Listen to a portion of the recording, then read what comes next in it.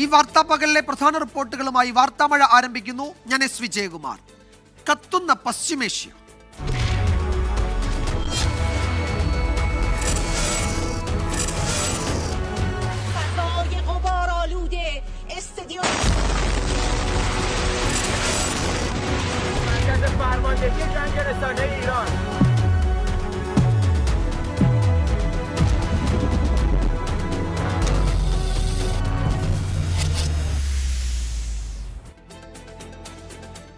അഞ്ചാം ദിവസവും Iran Israel സംഘർഷത്തിന് അയവില്ല.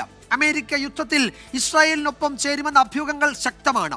G7 ഉച്ചകോടിയുടെ അവസാന ദിനത്തിൽ പങ്കെടുക്കാതെ ട്രംപ് വാഷിംഗ്ടണിലേക്ക് മടങ്ങി. ഇറാൻ പരമോന്നത നേതാവ് അയത്തുള്ള ഖമനേയിയെ വധിക്കുന്ന പക്ഷം സംഘർഷം അവസാനിക്കുമെന്ന് ബെഞ്ചമിൻ നെതന്യാഹു.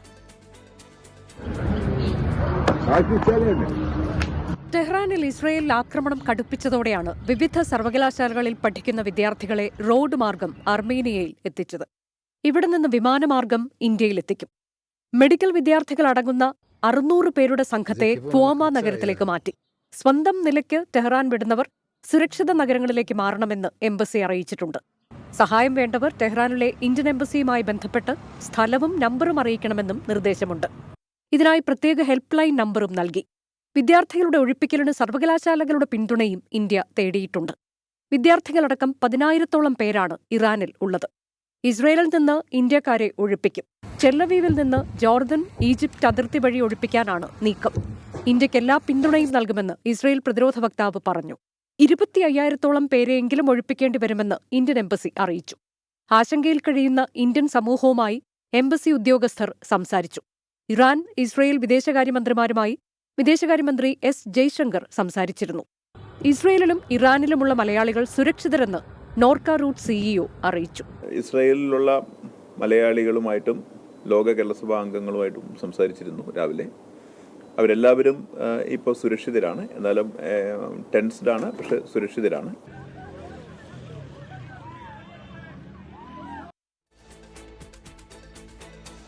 സംഘർഷം മുറുകുന്നതിനിടെ ഇറാന് തിരിച്ചടിയായി ഒരു ഉന്നത സൈനിക ഉദ്യോഗസ്ഥൻ കൂടി ഇസ്രായേൽ ആക്രമണത്തിൽ കൊല്ലപ്പെട്ടു. ഇറാൻ പരമോന്നത നേതാവ് അയത്തുള്ള അലി ഖമനേയിയുടെ വിശ്വസ്തൻ അലി ഷത്മാനിയാണ് കൊല്ലപ്പെട്ടത്. പിന്നാലെ ഇസ്രായേൽ തലസ്ഥാനം ടെൽ അവീവിലേക്ക് ഇറാൻ മിസൈൽ ആക്രമണം നടത്തി. പി ജെയിംസ് വിവരങ്ങൾ നൽകും ഇന്റർനാഷണൽ ഡെസ്കിൽ നിന്ന്. പി ജെയിംസ്, ഇപ്പോൾ ഇന്ന് എന്താണ് സാധാരണ ഈ കഴിഞ്ഞ 4 ദിവസം പരിശോധിച്ചാലും ഈ പകൽ സമയത്ത് വലിയ ആക്രമണങ്ങൾ ഉണ്ടായിരുന്നില്ല. പക്ഷേ ഇന്ന് നേരം പുലർന്നതിന് ശേഷമാണ് ടെൽ അവീവിൽ മിസൈലുകൾ പതിച്ചത്. എന്തെങ്കിലും കനത്ത നാശം അവിടെ ഉണ്ടോ എന്ന് ഈ ഘട്ടത്തിൽ നമുക്ക് അറിയില്ല. അത്തരം വിവരങ്ങളൊന്നും വരുന്നില്ല. പക്ഷേ ഇറാനെ സംബന്ധിച്ചിടത്തോളം ഖമൈനിയുടെ വളരെ അടുത്ത വിശ്വസ്തനായ ഒരു സൈനിക ഉദ്യോഗസ്ഥൻ, ഒരു ഉന്നത ഉദ്യോഗസ്ഥൻ കൊല്ലപ്പെട്ടു എന്നത് വളരെ പ്രധാനപ്പെട്ട ഒരു വിവരമാണ്. അലി ഷത്മാനി ഇപ്പോൾ നിലവിലുള്ള ആ സൈനിക ശ്രേണിയിലെ ഉന്നതനാണ്. എങ്ങനെയായിരിക്കും ഇനിയും ഇറാന്റെ പ്രതികരണം, ഇസ്രായേലിന്റെ മറുപടി? വിജയകുമാർ, ഒന്നിനു പിറകെ ഒന്നായി ഇറാന്റെ സൈനിക തലപ്പത്തുള്ളവർ കൊല്ലപ്പെടുന്നു എന്നുള്ളതാണ് ഒരുപക്ഷെ ഇറാനെ വല്ലാതെ അമ്പരപ്പിക്കുന്നത്. കാരണം മൊസാദ് നേരത്തെ എത്തി അവിടെയുള്ള ഇറാന്റെ സൈന്യത്തിന് നേതൃത്വം നൽകുന്നവരുടെ മുഴുവൻ ഡീറ്റെയിൽസ്, അവരുടെ നീക്കങ്ങൾ എല്ലാം പഠിച്ച് എല്ലാം ചോർത്തെടുത്തിരിക്കുകയാണ്.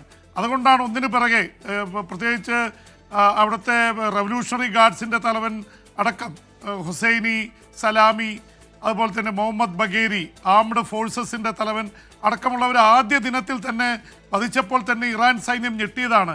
പിന്നീട് ഇപ്പം 4 ദിവസം മുമ്പ് ചാർജ് എടുത്ത ആളാണ് ഈ അലി ഷത്മാനി എന്ന് പറയുന്നത്. അദ്ദേഹം ആയത്തുള്ള ഖമനേയിയുടെ ഏറ്റവും അടുത്ത വിശ്വസ്തരിൽ ഒരാളാണ്. അദ്ദേഹവും വധിക്കപ്പെട്ടിരിക്കുന്നു എന്നുള്ളതാണ് ഈ മണിക്കൂറുകളിൽ വരുന്ന ഒരു പ്രധാന വാർത്ത. എന്ന് വെച്ചാൽ ഇപ്പോഴും ഇറാനിൽ ഉള്ളിൽ നിന്നുകൊണ്ട് ഇസ്രായേൽ സൈന്യത്തിനും മൊസാദിനും ഓപ്പറേറ്റ് ചെയ്യാൻ പറ്റുന്നു. അതിൻ്റെ ഉള്ളിൽ ഒരുപാട് ചാരന്മാരെ അവർ പിടികൂടി അറസ്റ്റ് ചെയ്തിട്ടുണ്ട്. എന്നിട്ടും ഇവർ വധിക്കപ്പെടുന്നതിൻ്റെ ഏറ്റവും വലിയ സൂചന അത് തന്നെയാണ്.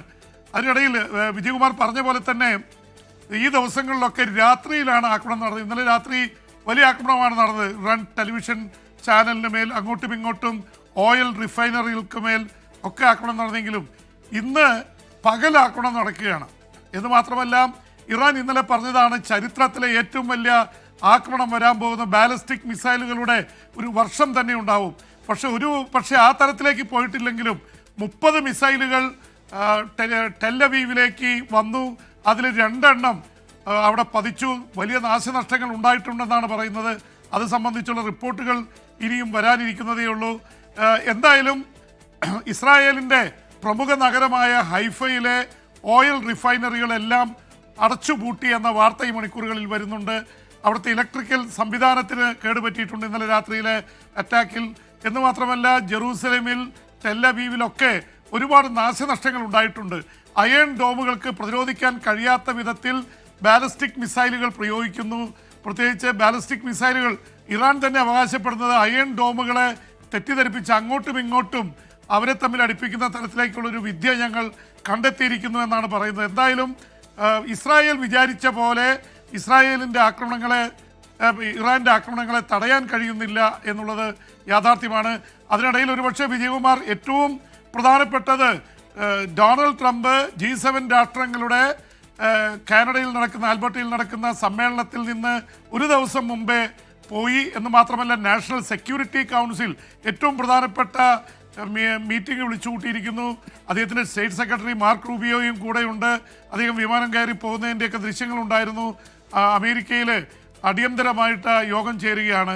അതിനെക്കുറിച്ച് 2 വ്യാഖ്യാനങ്ങളുണ്ട്. ഒന്ന് സമാധാന ശ്രമങ്ങൾ, കാരണം ഇറാൻ്റെ ഫോറിൻ മിനിസ്ട്രി പറഞ്ഞിരിക്കുന്നത്, വിദേശകാര്യ മന്ത്രാലയം പറഞ്ഞിരിക്കുന്നത് ഞങ്ങളൊരു ചർച്ചയ്ക്ക് അമേരിക്കയുമായി തയ്യാറാണെന്നാണ്. ഒരുപക്ഷെ അതിൻ്റെ ഭാഗമായിട്ടാണോ? എന്നാൽ ഒരുപക്ഷെ ഈ ബങ്ക് ബസ്റ്റർ ബോംബുകൾ ഇതുവരെ ഇസ്രായേലിന് നൽകാൻ അമേരിക്ക തയ്യാറായിട്ടില്ല. അവിടെയുള്ള ആണവ കേന്ദ്രങ്ങൾക്ക് നേരെ ഇസ്രായേൽ ആക്രമണം നടത്തിയതാണ്.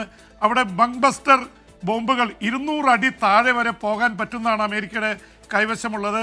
അത് ഇപ്പോൾ തന്നെ മിഡിൽ ഈസ്റ്റിലുണ്ട്. അവിടുത്തെ യുദ്ധക്കപ്പലുകളും അതുപോലെ തന്നെ സൈനിക താവളങ്ങളുടെയൊക്കെ അവരുടെ കയ്യിലുള്ള യുദ്ധവിമാനം F-16, F-35, അതുപോലെ തന്നെ ബങ്ക് ബസ്റ്റർ ബോംബുകൾ, B-2 ബോംബേഴ്സ് വെച്ചാണ് ഈ ബങ്ക് ബസ്റ്ററുകൾ ഇത് ചെയ്യുന്നത്. നേരത്തെ അത് അമേരിക്ക പലയിടത്തും അഫ്ഗാനിസ്ഥാനിൽ ഉപയോഗിച്ചിട്ടുണ്ട്. ഇത് വെച്ച് ആണവ കേന്ദ്രങ്ങൾ തകർക്കാൻ ഉള്ള നീക്കങ്ങളുടെ ഭാഗമാവാനും അതുപോലെ തന്നെ അമേരിക്ക യുദ്ധത്തിന് ഇറങ്ങാനുമുള്ള നീക്കത്തിൻ്റെ ഭാഗമാണെന്നുള്ള പ്രചരണമുണ്ട്. പക്ഷെ അമേരിക്ക ഇതുവരെ പിടികൊടുത്തിട്ടില്ല, ഞങ്ങൾ ഈ യുദ്ധത്തിൻ്റെ ഭാഗമല്ല എന്നാണ് പറയുന്നത്. പക്ഷേ പി ജെയിംസ്, ഇപ്പോൾ ടെഹ്റാനിൽ നിന്ന് ജനങ്ങൾ ഒഴിഞ്ഞു പോകണമെന്ന ട്രംപ് തന്നെ പറയുന്നു ഇറാനിലെ ജനങ്ങളോട്. അപ്പോൾ എന്തുകൊണ്ടായിരിക്കും അത്തരമൊരു മുന്നറിയിപ്പ് അമേരിക്ക നൽകുന്നത്? ഇസ്രായേൽ സാധാരണ നൽകുന്നതാണ്, അതിനപ്പുറത്തേക്ക് ട്രംപ് അത്തരമൊരു മുന്നറിയിപ്പ് നൽകുന്നു. തന്നെയുമല്ല, കാനഡയിൽ നിന്ന് അടിയന്തരമായി പോകുന്നതിന് മുമ്പ് വൈറ്റ് ഹൗസിൽ ഒരു വാർ റൂം സജ്ജമാക്കാനാണ് ട്രംപ് തൻ്റെ ഉദ്യോഗസ്ഥരോട് നിർദ്ദേശിച്ചതെന്ന് മാധ്യമങ്ങൾ റിപ്പോർട്ട് ചെയ്യുന്നു. വാർ റൂം സജ്ജമാക്കുന്നു, ടെഹ്റാനിൽ നിന്ന് ജനങ്ങൾ ഒഴിഞ്ഞു പോകണമെന്ന് ട്രംപ് പറയുന്നു. ഈ യുദ്ധത്തിൽ ഇറാൻ ജയിക്കില്ല എന്ന് ട്രംപ് പറയുന്നു. അപ്പോൾ ഇതൊക്കെ വ്യക്തമാക്കുന്നത് അമേരിക്ക നേരിട്ട് അതിൽ ഇറങ്ങാൻ പോകുന്നു ഇസ്രായേലിനൊപ്പം എന്ന സൂചനയാണല്ലോ. അത് ശക്തമാക്കുന്ന പരാമർശങ്ങളാണല്ലോ ട്രംപിൽ നിന്ന് വരുന്നത്. അത് നമുക്ക് ചെറുതാക്കി കാണാൻ കഴിയുമോ? അല്ല, തീർച്ചയായിട്ടും അതിൻ്റെ സൂചനകൾ പോകുന്നത് അതിലേക്കാണ്. പിന്നെ ട്രംപ് ആയതുകൊണ്ട് വിജയകുമാർ നമുക്കൊന്നും വിശ്വസിക്കാൻ പറ്റില്ല. ഇപ്പോൾ ഒന്ന് പറയും, അടുത്ത നിമിഷം മാറ്റി പറയാൻ കഴിയുന്നത് കൊണ്ട് ട്രംപ് ആക്ട് ചെയ്താൽ മാത്രമേ ട്രംപ് ആക്ട് ചെയ്തു എന്ന് പറയാൻ സാധിക്കുള്ളൂ. കാരണം ട്രംപ് തുടക്കത്തിൽ തന്നെ പറഞ്ഞത് ഇസ്രായേൽ ആക്രമിക്കരുത്, ഞങ്ങൾ കരാറിൽ ഒപ്പിടാൻ പോവുകയാണെന്നാണ് പറഞ്ഞത്. പക്ഷേ ഇസ്രായേൽ ആക്രമിച്ചു. ഒരുപക്ഷെ ട്രംപിൻ്റെ മൗനാനുവാദം, അമേരിക്കയുടെ മൗനാനുവാദം ഈ ആക്രമണത്തിന് ഉണ്ടായിരുന്നു എന്നുള്ളതാണ്. അപ്പോൾ ഒരു ഇരട്ടത്താപ്പ് നയം സ്വീകരിക്കുന്നുണ്ട്. ഒന്നില്ലെങ്കിൽ സമാധാനം, അല്ലെങ്കിൽ യുദ്ധം എന്നുള്ള തരത്തിൽ. പക്ഷേ വിജയകുമാർ പറഞ്ഞ പോലെ ഇത് ഒരു കാര്യം വളരെ വ്യക്തമാണ്.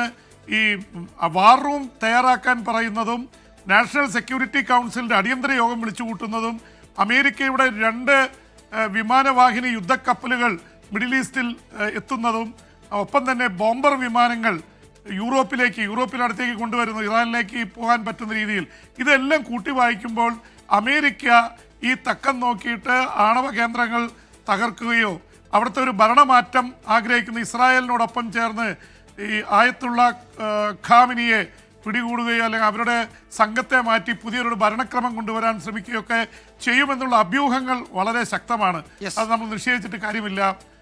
വിജയകുമാർ. യെസ്, എന്തായാലും സമാധാനകാംക്ഷികളെ, സമാധാന പ്രേമികളെ സംബന്ധിച്ചിടത്തോളം ഒട്ടും ആശ്വസിക്കാൻ കഴിയുന്ന വിവരങ്ങളല്ല പശ്ചിമേഷ്യയിൽ വരുന്നത് എന്നതാണ് നമുക്ക് ചുരുക്കത്തിൽ ഈ വാർത്താ പകലിന്റെ പകുതി എത്തുമ്പോൾ പറയാൻ കഴിയുന്നത്. അമേരിക്ക യുദ്ധത്തിൽ ഇസ്രായേലിനൊപ്പം ചേരുമെന്ന അഭ്യൂഹങ്ങൾ ശക്തമാണ്. G7 ഉച്ചകോടിയുടെ അവസാന ദിവസം അതിൽ പങ്കെടുക്കാതെ ട്രംപ് വാഷിംഗ്ടണിലേക്ക് തിടുക്കത്തിൽ മടങ്ങി. ഇറാൻ പരമോന്നത നേതാവ് അയത്തുള്ള ഖമനേയിയെ വധിക്കുന്ന പക്ഷം സംഘർഷം അവസാനിക്കുമെന്നാണ് ബെഞ്ചമിൻ നെതന്യാഹു ഇന്നലെ പറഞ്ഞത്. کردید صدایی که شنیدید فضای غبارآلوده استادیوم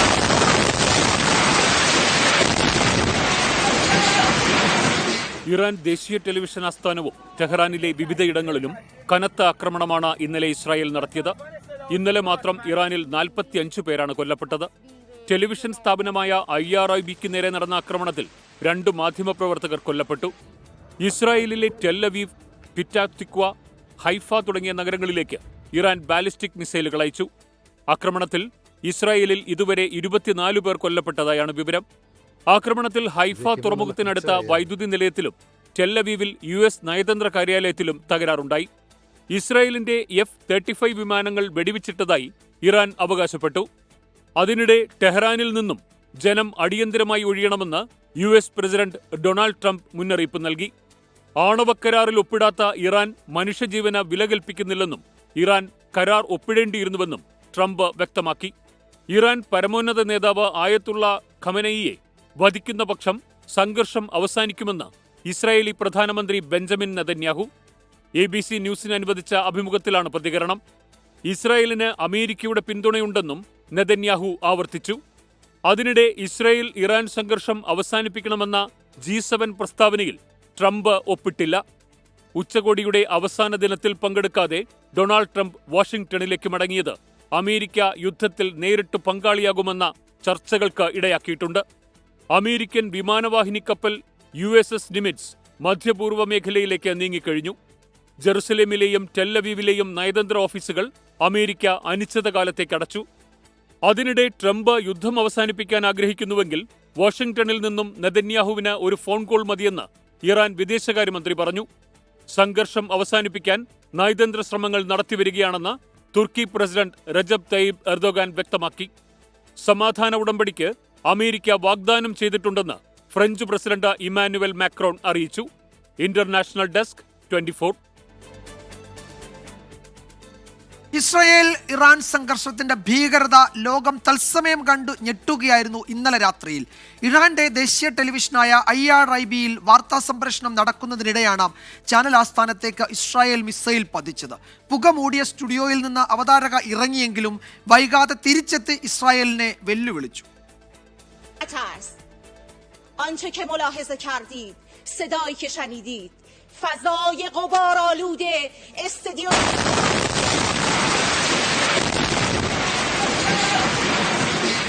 ഇറാന്റെ ദേശീയ ടെലിവിഷനായ IRIB ചാനലിൽ തത്സമയ സംപ്രേഷണത്തിലായിരുന്നു അവതാരകയായ സഹർ ഇമാമി. സംപ്രേഷണം നടക്കുന്നതിനിടെയാണ് ഇസ്രായേലിന്റെ മിസൈൽ ആക്രമണം നടക്കുന്നത്. അവതാരക ആക്രമണകാരികൾ സത്യത്തെ ആക്രമിക്കുന്നതിന്റെ ശബ്ദം നമുക്ക് കേൾക്കാമെന്ന് പറയുന്ന സമയത്ത് സ്ഫോടന ശബ്ദവും പുകയും അവശിഷ്ടങ്ങളും സ്ക്രീനിൽ നിറയുന്നതും കാണാം.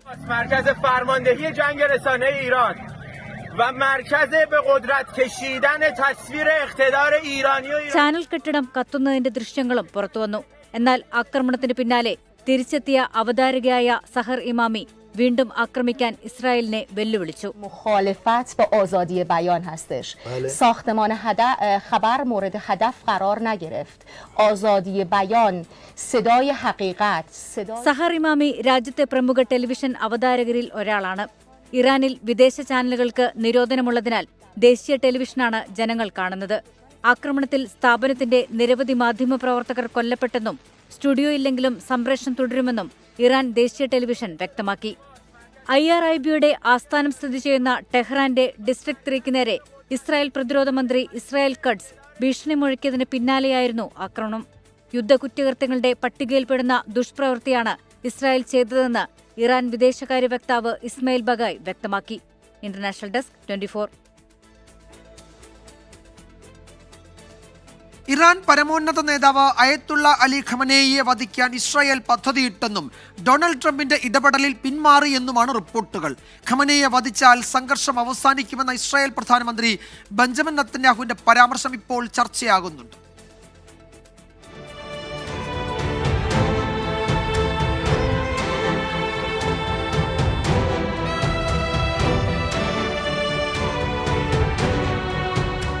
ഇസ്രയേൽ തങ്ങളുടെ സുരക്ഷയ്ക്കും താൽപ്പര്യങ്ങൾക്കും പ്രധാന ഭീഷണിയായി കണക്കാക്കുന്ന വ്യക്തിയാണ് ഇറാന്റെ പരമോന്നത നേതാവായ ആയത്തുള്ള അലി ഖമനേയി.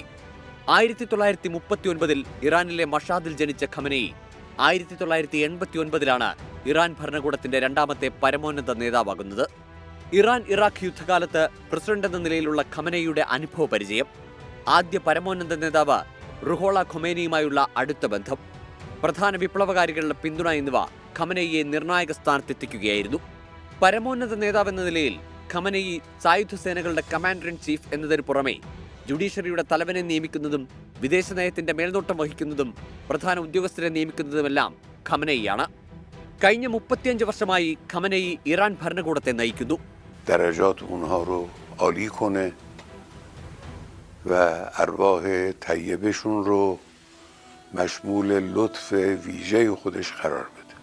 ഖമനേയിയുടെ നേതൃത്വത്തിൽ പാശ്ചാത്യ മേധാവിത്വത്തിനെതിരെ ഇറാൻ പ്രതിരോധത്തിന്റെ പാതയാണ് പിന്തുടരുന്നത്. ഇസ്രയേലിനെതിരെ ശക്തമായ നിലപാട് സ്വീകരിക്കുന്ന ഖമനേയി ഇസ്രയേലിനെ ഭൂപടത്തിൽ നിന്ന് തുടച്ചു മാറ്റണമെന്ന് പല പ്രസ്താവനകളും നടത്തിയിട്ടുണ്ട്. ഖമനേയിയെ വധിക്കാൻ ഇസ്രയേൽ രഹസ്യ നീക്കം നടത്തിയെന്ന് 2 അമേരിക്കൻ ഉദ്യോഗസ്ഥരുടെ വെളിപ്പെടുത്തൽ സത്യമാണെങ്കിൽ അതിൽ അത്ഭുതത്തിന് വകയില്ല. കാരണം ഇസ്രയേൽ തങ്ങൾക്ക് ഭീഷണിയായി കണക്കാക്കുന്ന ഇറാന്റെ ആണവ പദ്ധതി ഖമനേയിയുടെ നേരിട്ടുള്ള മേൽനോട്ടത്തിലാണ്. ലെബനനിലെ ഹിസ്ബുള്ള, ഗസയിലെ ഹമാസ്, യമനിലെ ഹൂതികൾ തുടങ്ങി ഇസ്രയേലിനെതിരെ പ്രവർത്തിക്കുന്ന സംഘടനകൾക്ക് ഖമനേയി ധനസഹായവും ആയുധങ്ങളും പരിശീലനവും നൽകുന്നുവെന്നത് പരസ്യമായ രഹസ്യമാണ്. ഇതിനു പുറമെ സിറിയയിൽ ഇറാനും ഹിസ്ബുള്ളയും സൈനിക സാന്നിധ്യം വർദ്ധിപ്പിച്ചത് ഇസ്രയേൽ തങ്ങളുടെ വടക്കൻ അതിർത്തിക്ക് നേരെയുള്ള ഭീഷണിയായാണ് കണക്കാക്കുന്നത്. ഇസ്രയേലിനും അമേരിക്കയ്ക്കുമെതിരെ ഇറാന്റെ നേതൃത്വത്തിൽ ഒരു പ്രതിരോധ അച്ചുതണ്ട് രൂപീകരിക്കുന്നതിലും ഖമനേയിക്ക് വലിയ പങ്കുണ്ട്. അതിനാൽ ഖമനേയിയെ തങ്ങളുടെ ഏറ്റവും വലിയ ശത്രുക്കളിൽ ഒരാളായാണ് ഇസ്രയേൽ കണക്കാക്കുന്നത്. ഖമനേയിയെ വധിച്ചാൽ ഇറാൻ ഭരണകൂടത്തിന്റെ നയങ്ങളിലും ശേഷികളിലും മാറ്റം വരുത്താനാകുമെന്നാണ് ഇസ്രയേൽ വിശ്വസിക്കുന്നത്. International desk 24. French president Emmanuel മാക്രോണിനെതിരെ കലിത്തുള്ളി American president Donald Trump. Macron publicity മോഹിയെന്ന് ട്രംപ് ആരോപിച്ചു. G7 ഉച്ചകോടിയുടെ അവസാന ദിവസം US പ്രസിഡന്റ് മടങ്ങിയെന്ന മാക്രോണിന്റെ പരാമർശമാണ് ട്രംപിനെ ചൊടിപ്പിച്ചത്. G7-ൽ നിന്ന് റഷ്യയെ ഒഴിവാക്കിയതിനെ ട്രംപ് കുറ്റപ്പെടുത്തിയിരുന്നു. കാനഡയിൽ നടക്കുന്ന G7 രാജ്യങ്ങളുടെ ഉച്ചകോടിയുടെ അവസാന ദിവസം ഡൊണാൾഡ് ട്രംപ് മടങ്ങിയത് അഭ്യൂഹങ്ങൾക്കിടയാക്കിയിരുന്നു. ഇസ്രായേൽ ഇറാൻ യുദ്ധത്തിൽ അമേരിക്കയും പങ്കുചേരുമെന്നായിരുന്നു അഭ്യൂഹം. ഇസ്രായേലും ഇറാനുമായി വെടിനിർത്തൽ നടപ്പാക്കാനാണ് ട്രംപ് മടങ്ങിയതെന്ന് ഫ്രഞ്ച് പ്രസിഡന്റ് ഇമ്മാനുവൽ മാക്രോൺ അവകാശപ്പെട്ടു. ഇതാണ് ട്രംപിനെ ചൊടിപ്പിച്ചത്. പബ്ലിസിറ്റി മോഹിയായ മാക്രോണിന് താൻ മടങ്ങിയത് എന്തിനെന്നറിയില്ലെന്ന് ട്രംപ് പരിഹസിച്ചു. വെടിനിർത്തലിനേക്കാൾ വലിയ കാര്യത്തിനാണ് തിരിച്ചതെന്നും ട്രംപ് ട്രൂത്ത് സോഷ്യലിൽ കുറിച്ചു. G7 രാജ്യങ്ങളിൽ നിന്ന് റഷ്യയെ ഒഴിവാക്കിയതിനെയും അമേരിക്കൻ പ്രസിഡന്റ് വിമർശിച്ചു. പുടിൻ ആഗോള ചർച്ചയിൽ പങ്കാളിയായിരുന്നെങ്കിൽ യുക്രൈൻ സംഘർഷം തടയാമായിരുന്നു. മുൻപുണ്ടായിരുന്ന G8-ൽ നിന്ന് പുറത്താക്കിയപ്പോൾ അപമാനിതനായതായി പുടിന് തോന്നിയിട്ടുണ്ടാകുമെന്നും ഡൊണാൾഡ് ട്രംപ് പറഞ്ഞു. International desk 24. ഇസ്രയേൽ വ്യോമാക്രമണത്തിൽ കൊല്ലപ്പെട്ടവരിൽ ഇറാനിലെ യുവ കവയത്രി പർണിയ അബ്ബാസിയും. ടെഹ്റാനിലുണ്ടായ ആക്രമണത്തിൽ പർണിയയുടെ അച്ഛനും അമ്മയും സഹോദരനും ഉൾപ്പെടെ എല്ലാവരും മരിച്ചു.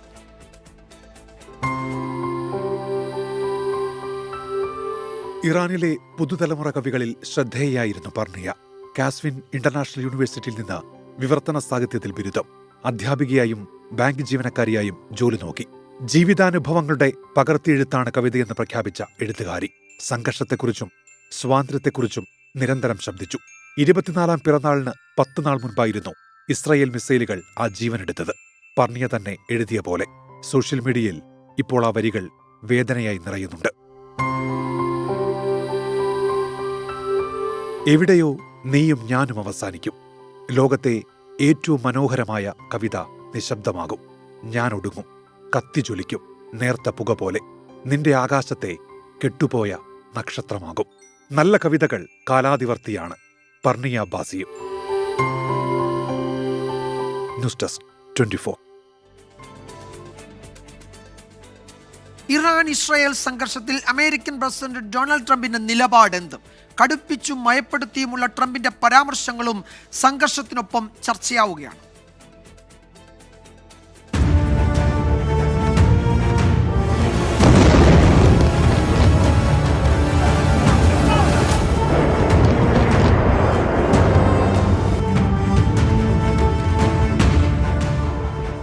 ഇസ്രയേൽ ഇറാനെ ആക്രമിക്കരുത്, ആക്രമിച്ചാൽ ആണവ ചർച്ചകളെ അത് പരാജയപ്പെടുത്തും. ജൂൺ 12-ന്, അതായത് ഇസ്രയേൽ ഇറാനിൽ ആക്രമണം നടത്തുന്നതിന് മണിക്കൂറുകൾക്ക് മുമ്പ് ട്രംപ് പറഞ്ഞതായിരുന്നു ഇങ്ങനെ. എന്നാൽ ഇസ്രയേൽ ആക്രമിച്ചത് ഇറാനിലെ ആണവ കേന്ദ്രങ്ങൾ. ആക്രമണം അറിവോടെയല്ലെന്നായിരുന്നു അമേരിക്കൻ സ്റ്റേറ്റ് സെക്രട്ടറി മാർക്കോ റൂബിയോയുടെ പ്രതികരണം. അപ്പോൾ ട്രംപിനെ അവഗണിച്ചായിരുന്നു ഇസ്രായേൽ നടപടി.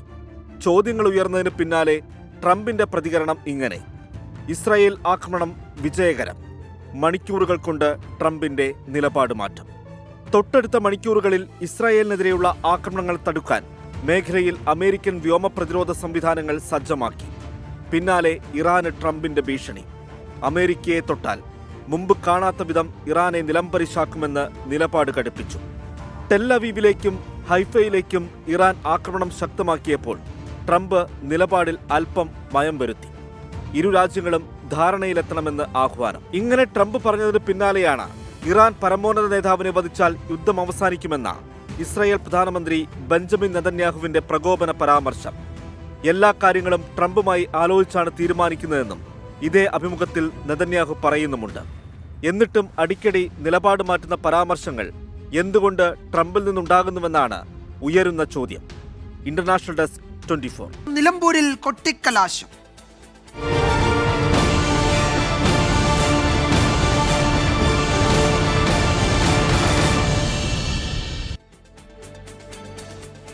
വീറും വാശിയും നിറഞ്ഞ നിലമ്പൂർ ഉപതെരഞ്ഞെടുപ്പിന്റെ പരസ്യപ്രചാരണം കൊട്ടിക്കലാശിക്കാൻ ഇനി മണിക്കൂറുകൾ മാത്രം. റോഡ് ഷോകളുമായി കളം നിറയുകയാണ് മുന്നണികൾ. കൊട്ടിക്കലാശത്തിൽ നിന്ന് മാറി വീട് കയറി വോട്ട് തേടുകയാണ് PV അൻവർ. 25 ദിവസം കൊണ്ടും കൊടുത്തും നീണ്ട പ്രചാരണം. പെരുമഴയത്തും കലാശക്കൊട്ടിന്റെ ആവേശത്തിന് തെല്ലും കുറവില്ല. LDF-ഉം UDF-ഉം റോഡ് ഷോകൾ ആരംഭിച്ചു കഴിഞ്ഞു.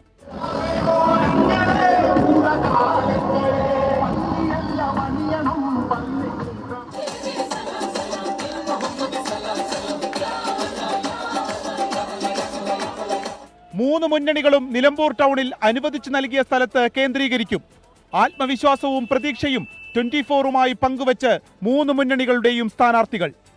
നാട്ടിലെല്ലായിടത്തും പതിവിൽ കവിഞ്ഞ അല്ലെങ്കിൽ പ്രതീക്ഷയിൽ കവിഞ്ഞ വരവേൽപ്പും ഐക്യദാർഢ്യവും പിന്തുണയുമാണുള്ളത്. വിജയം നമ്മൾ ഉറപ്പിച്ചു. ഭൂരിപക്ഷം വർദ്ധിക്കുന്നു എന്നതാണ് കാണുന്നത്. കാരണം എല്ലാ വിഭാഗം ജനങ്ങളും ഈ തെരഞ്ഞെടുപ്പിൽ UDF-നെ പിന്തുണക്കുന്നു. എന്തൊക്കെയായാലും നിലമ്പൂരിൽ ഒരു ചരിത്ര ഭൂരിപക്ഷം ഉണ്ടാകുമെന്ന് തന്നെയാണ് പ്രതീക്ഷിക്കുന്നത്. ഞങ്ങൾ നല്ല പ്രതീക്ഷയിലാണ്. കാരണം ഈ മേഖലയിൽ ഞങ്ങൾക്ക് കാര്യമായൊരു വോട്ട് കിട്ടും എന്നൊരു പ്രതീക്ഷ ഞങ്ങൾക്കുണ്ട്. ഭൂരിപക്ഷമല്ല, ജനങ്ങൾ വോട്ട് ചെയ്യട്ടെ. അതല്ലേ ജനങ്ങളല്ലേ ഭൂരിപക്ഷം തീരുമാനിക്കുന്നത്. 2 ദിവസം കൂടെ, നമ്മൾ കുറച്ച് ദിവസം കാത്തിരുന്നാൽ പോരെ. ജനങ്ങൾ വോട്ട് ചെയ്യും. അതാണ് ഞങ്ങളുടെ പ്രതീക്ഷ. ഭാരതീയ ജനതാ പാർട്ടിയെ സംബന്ധിച്ചിടത്തോളം എഴുതി തള്ളിയവർക്കുള്ള മറുപടിയായിരിക്കും. PV അൻവർ കലാശക്കൊട്ട ഒഴിവാക്കി. ഈ സമയം വീട്ടിലെത്തി വോട്ട് തേടാനാണ് പ്രവർത്തകർക്കുള്ള ആഹ്വാനം. LDF-ന്റെയും UDF-ന്റെയും NDA-യുടെയും പ്രധാന നേതാക്കളെല്ലാം നിലമ്പൂരിലുണ്ട്. വീറുറ്റ ഇങ്ങനെ ഒരു തിരഞ്ഞെടുപ്പ് കാലം നിലമ്പൂരിൽ മുൻപുണ്ടായിട്ടില്ല. ഇനി കൊട്ടിക്കലാശത്തിന്റെ ആവേശം. എല്ലാ ചർച്ചകൾക്കും ഒടുവിൽ നിലമ്പൂർ ആരെ തുണച്ചാകും വിധിയെഴുതുക. ടീം 24 നിലമ്പൂർ. നിലമ്പൂരിൽ നിന്ന് ദീപക് ധർമ്മടം വിശദാംശങ്ങളുമായി ചേരുന്നുണ്ട്. ദീപക്, എപ്പോഴാണ് ഈ റോഡ് ഷോ നഗരത്തിൽ സംഗമിക്കുന്നത്? 3 മുന്നണികൾക്കും പ്രത്യേകം ക്രമീകരണങ്ങളൊക്കെ ഏർപ്പെടുത്തി കൊടുത്തിട്ടുണ്ടല്ലോ. അതനുസരിച്ച് പോലീസിന് വലിയ ഒരു ജാഗ്രത ഒക്കെ കാണും, ഒരു മുൻകരുതലൊക്കെ കാണും. ഒരു കടുകട്ടി രാഷ്ട്രീയ പോരാട്ടം നടക്കുന്നതിൻ്റെ ആവേശം അതിരുവിട്ടു പോകാതെ നോക്കണമല്ലോ. എന്തൊക്കെയാണ് ദീപക് ക്രമീകരണങ്ങൾ, മറ്റു വിശദാംശങ്ങൾ?